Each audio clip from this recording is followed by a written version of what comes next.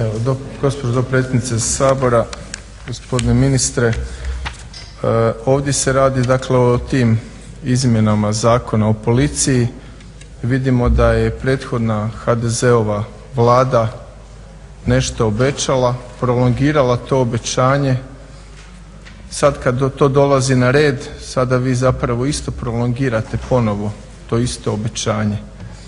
Prolongirate ga, što je točno prethodnik zamijetio, prolongirate ga u predizbornu godinu, odnosno u izbornu godinu 2015. A to obećanje se otprilike svodi na to da će policijski službenici kad odlaze u mirovinu imati veće otpremnine nego što imaju danas u nekom udjelu.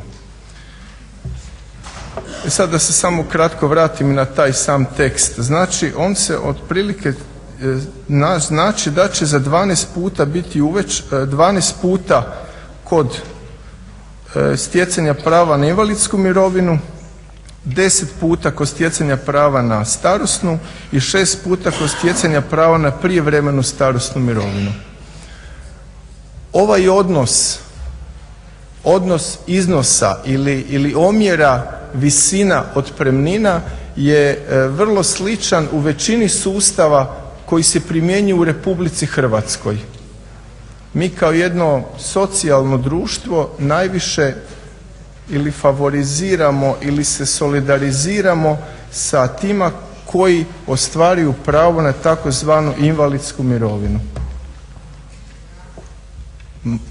Oni ostvaruju pravo na manji iznos, oni koji odlaze u mirovinu starosnu. Ja mislim da je ovo i ovako kako je bilo u prethodnom zakonu, a vi to sada nastavljate, zapravo jedna tipična devijacija našeg sustava koji ne poštuje i ne priznaje rad kao kategoriju. Dakle, mislim da nema razloga, zar nije najvrijednije i zar nije za ovo društvo najveća stečevina onoga ko je odradio cijeli radni vijek? Da li ga odradio kao željezničar ili ga je odradio kao policajac ili kao vojnik ili kao bilo što drugo? U čemu je veća stečevina za hrvatsko društvo i policajca koji je otišao u invalidsku mirovinu od policajca koji je odradio puni radni vijek i otišao u starosnu mirovinu? To je jedna tipična devijacija ovog društva koja se vuče još iz vremena komunizma i s kojom se mi kao društvo nikako ne možemo raščistiti. U svim segmentima, pa i ovdje je prisutna u ovom ovdje prijedlogu zakona. Ne možemo prihvatiti činjenicu da onaj tko je najviše dao za društvo i koji je najduže radio u zajednici, neovisno o tome koji posao radio, da njega ipak treba favorizirati. A sada što se tiče tog iznosa otpremnina, koliki će biti? Dakle, vi procjenjujete da u ovom trenutku država nema sredstava da isplaćuje taj iznos predviđen ovim zakonom, ali ono što i dalje ostaje nejasno, zašto prolongirate to? Zašto niste predvidjeli neke omjere koje država može isplatiti u sljedećoj godini, odnosno to će biti ovi omjeri koji sada vrijede? Ili na čemu se temelji vaša procjena rasta možda BDP-a kroz sljedeće 2 godine, da će BDP toliko porast pa će i biti moguće isplaćivati i višestruko više iznosa otpremnina policijskim službenicima za 2 godine nego što je to moguće od 1.1.2013. Svi pokazatelji govore o padu BDP-a ili o njegovoj stagnaciji. Prema tome, ni gospodarska moć države neće rasti kroz sljedeće 2 godine, a ako bude rasla po najoptimističnijim predviđanjima, rast će praktički za mrvice. S druge pak strane, čuli smo onu gotovo neizdrživu demagogiju o redovnoj plaći.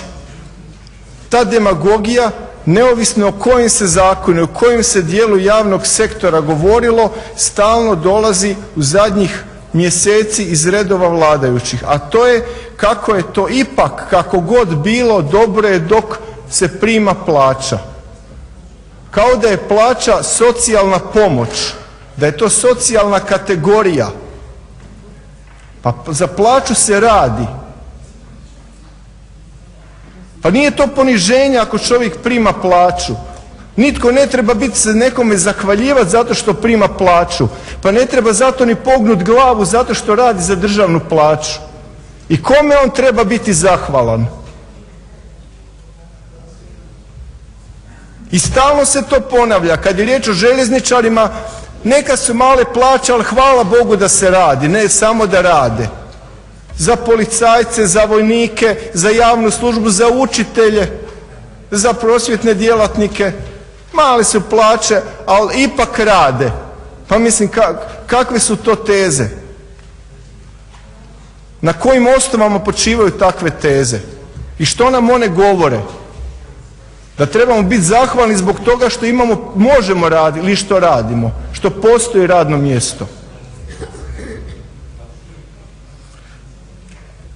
Mislim da prevladavajuće mišljenje, i mi u klubu HDSSB-a to također smatramo, da je hrvatska policija vrijedna, kvalitetna i vrlo, vrlo solidna, poglavito kad se govori o temeljnoj i prometnoj policiji, i da ti ljudi rade vrijedno svoj posao, da ga rade dobro i da većina služe na ponos i hrvatskih građana i Hrvatske države. Dakle, poglavito temeljna prometna i specijalna policija.